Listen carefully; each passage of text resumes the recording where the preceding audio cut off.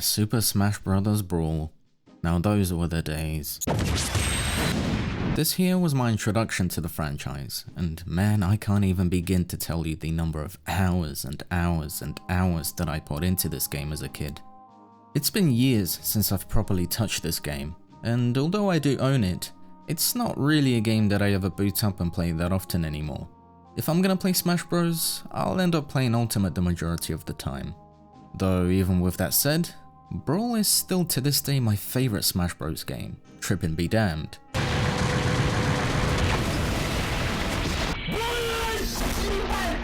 This is a game that I have a major nostalgia bias for. The nostalgia goggles don't get any tighter than this. This game has a type of mystical charm that none of the other Smash Bros games have in my opinion. There's just something about it. I have no idea how to explain it either. Brawl just screams late 2000s. Now of course part of that is obviously because that's when the game came out, but release date aside, there is definitely an immense late 2000s aura that it has. It's pretty unreal actually. Do you ever get a feeling that you just have no idea how to explain? Like, I don't know, sometimes I'll be chilling in bed or I'll be out with a friend or two or whatever, and then there'll be this moment of complete silence. But it's not an awkward silence. It's a type of energy that surrounds you that makes you feel sort of nostalgic or meditative or contemplative inside. That's sort of the best way that I can describe the feeling that I have about Brawl, and I know it's probably a terrible explanation, but it's the best I got. The music, the atmosphere, the roster, all the different trophies and stickers and galleries. It's almost like a historical museum that's showcasing the origins of some parallel universe where everything is interconnected and linked in this one gigantic library of cozy information. And you know, many people claim this to be the worst Smash Bros game, and from a competitive standpoint, yeah, it is. But that doesn't stop it from being my favourite Smash Bros game. I have this weird, almost twisted nostalgia bias towards Brawl that I don't really have with the other Smash Bros games. I never really played Melee, and although Smash 4 was great, I feel like it kind of fell off after Ultimate came out. And Ultimate? Well, I will admit that it is by far the best Smash Bros game out of the bunch, and if I had to choose which one I wanted to play on any given day, then yeah, I'd pick Ultimate. It is objectively better by a good deal, but Brawl is still my favourite. It is my favourite, and it by far has the best soundtrack out of every single Smash Bros game in my opinion, and it isn't even close. Anything with Nobuo Uematsu involved is instantly peak. The other soundtracks are all amazing of course, don't get me wrong, but this one is just something special. My god, the main theme and the different variations of it are simply euphoric, all of which bring about a bittersweet nostalgia for me. The type that instantaneously takes me back in time to my 8-year-old self, playing through the Subspace Emissary for the first time and flipping my shit when I saw Sonic's introduction in the story. Let's fucking... What the fuck are you doing? And this is of course another great thing that Brawl was cooking. The introduction to third-party character representation in Smash. Sonic was, and still is, the perfect third-party character for Smash Bros. Almost too perfect. He really fits in seamlessly with all the other characters in the roster. And then you have Snake, who... don't get me wrong, I fucking love that he made it into the game, especially because it ultimately started a domino effect considering this game introduced me to the Metal Gear franchise, a franchise that I love dearly, but it was a little bit weird, particularly at the time. Solid Snake? Of all the characters that they could have added? A character that at the time had a game that was soon to be released on one of its rival platforms? Huh. Okay. Now of course we have Ultimate where, you know, during that game's DLC run it seemed as though literally any character could have made it into Smash. I mean, we got the likes of Joker from Persona 5, Kazuya from Tekken, and a literal fucking plant for a playable character for God's sake. But Ultimate was ultimately a bit different. A different time, different place. Brawl came out at a time where all of this was still new and groundbreaking, not only in terms of third-party character representation, but also in a number of other things such as new items, modes, and mechanics. Of course, arguably the biggest elephant in the room is the Smash Ball, which was a great and unique addition to the franchise that has naturally also been implemented in both of its sequels, along with assist trophies and the option to make custom stages, which, oh man, I cannot begin to tell you how much time I spent in Stage Builder and Brawl as a kid. It saddens me that despite the fact that I still to this day own my original copy of Brawl from way back when, which I'll forever treasure to the grave, it unfortunately doesn't work anymore. Such a shame honestly too. I would have loved to go back and view my old save file for this game. It would be super cool to reminisce and look at all of the different custom stages, records and achievements that my younger self cooked up. This disc right here is the closest thing to a time machine that I will ever have, albeit a broken one that will never work.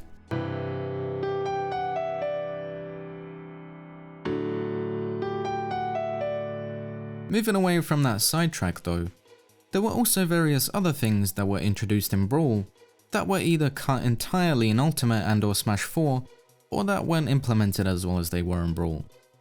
Firstly, trophies and stickers. I thought these were dope as hell, man.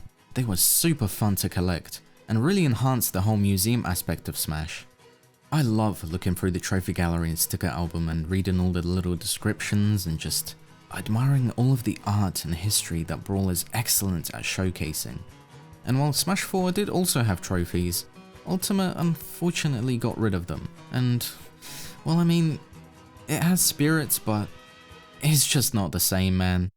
The same can be said about the respective story modes in both games. The World of Light simply does not hold a candle to the Subspace Emissary in my opinion.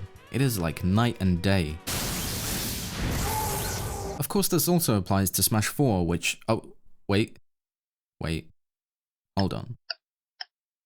Oh yeah, it doesn't even have one. Jokes aside, I freaking love the Subspace Emissary, man. And honestly, I don't even know why, because it kinda is not even that good. That's a lie. I do know why. It's the character interactions and the story, but the gameplay is just a bit, well, there's just not much to it really. It's pretty average. I played through it with a friend for this video and although it was somewhat enjoyable, it wasn't anything like how I remembered it when I was a kid. It's still way better than what we got in Ultimate though in my opinion. That game gave us a short cinematic intro and then all gameplay. No character interactions, no cutscenes, and a non-existent story. Such a missed opportunity too. I would have loved to see how a roster of this magnitude would have worked together, and who would have formed groups with whom, and how they would have interacted with each other. The Subspace Emissary had plenty of great, entertaining, and comedic moments that really made it shine and worth playing through. Gameplay is the most important factor in a game, of course, and I will always stand by that consensus, but sometimes there are notable external factors that can play a significant role in my enjoyment of a game, and the Subspace Emissary is a prime example of that. Not a single word was uttered throughout the entire story, and yet, it is simply oozing with charm and personality. Never did I ever feel like there was a dull moment here. And it's this type of experimentation that I just really admire and respect about Brawl. Not everything worked, sure, but for the most part, I feel like it led to very interesting results. I know this is likely the nostalgia bias talking here, but no other Smash Bros game aside from maybe Ultimate gave me this sort of feeling. Like waking up on Christmas Day and getting exactly what you asked for. It's a bit uncanny actually. As a kid, it seemed like the amount of content and things to do in this game was endless. Classic mode, all-star mode, adventure mode, target smash, coin launcher, stage builder, training, events, online matches, which Nintendo shut down and discontinued ages ago, although they sucked anyway because of the lag and poor connection quality. Oh, and also the masterpieces, which was one of the most bizarre additions I think ever implemented into a Smash Bros game. I think it was definitely a super cool and unique idea, but it was just kinda a bit pointless really. Like, what the fuck am I gonna do with just 40 seconds of the original Ice Climbers game? You really think I'm gonna get something out of 5 minutes of Ocarina of Time? A game that's about 20 to 30 hours long? I mean, sure, you can speedrun the whole game in that time, but I think this just makes it even more bizarre because it essentially means that they put the entire game's file size and all into Brawl. Like, they could have just added the first couple of dungeons or whatever, and even then that still would have likely been too much given the measly 5-minute time limit. But they didn't.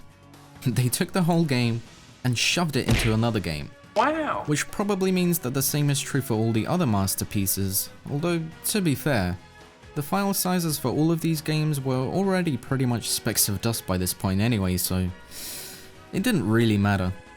Either way, I believe that Brawl all in all was incredibly ambitious, and to me it has a very unique and distinct vibe that's different to all the other Smash Bros games.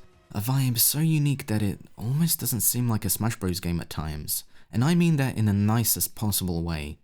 Despite many considering it to be the black sheep of the franchise, to me, it's more of a silver sheep that wears denim overalls and that will forever be stuck in the late 2000s. An almost mystical period of time that I have a lot of memories from, both good and bad, as I'm sure many others who grew up playing this game back then also do. So, thank you Brawl. Thank you for being a part of my childhood. You may not be everyone's favourite Smash Bros game, but you will always be mine.